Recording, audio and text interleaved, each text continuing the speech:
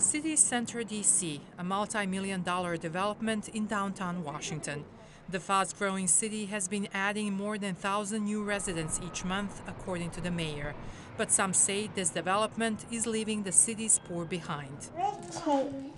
Among them are Donnell Harris, his wife Stephanie Williams, and their two children, who have been homeless for a year. We had our own apartment, and due to I lost my job, bills got stacked up, rent got stacked up, so we were evicted.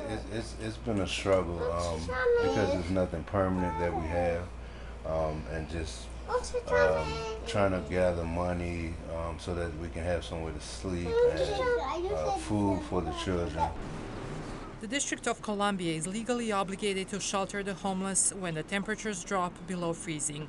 With DC General, a family shelter housed in an old hospital complex already filled up at the beginning of the winter, the city had to rent more than 400 motel rooms. Some of the families, including Harris's, were placed in public recreation centers, where they slept on cots separated by portable partitions. They had to leave every morning and then wait for hours to reapply for shelter again, but only on freezing nights. A judge recently ordered the administration to stop housing families in recreation centers because the practice may be harmful to children. It's just an experience that no one should have to go through. No one.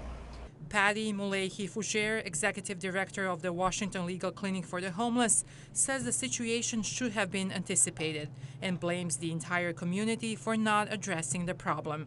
Families who were on the edge, who were presenting for shelter because they could no longer afford housing in a market like this, and now their situations are much worse.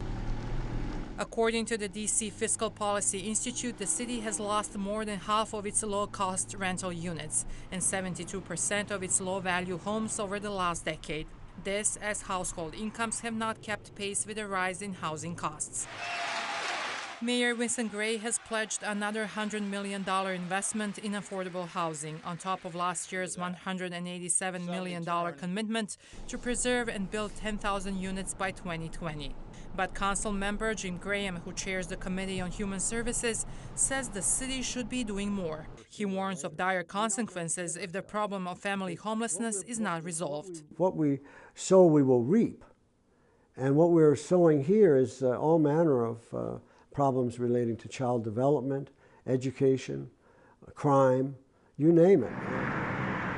VOA's request to the D.C. Department of Human Services to visit the shelters was left unanswered, as well as a request for a comment from the DHS director on why there are so many homeless families this year. Meanwhile, Donnell Harris and his family will no longer be provided shelter because the so-called hypothermia season ended. The warmer temperatures, which many Washington residents welcome, will only bring more struggle for families in need of a home.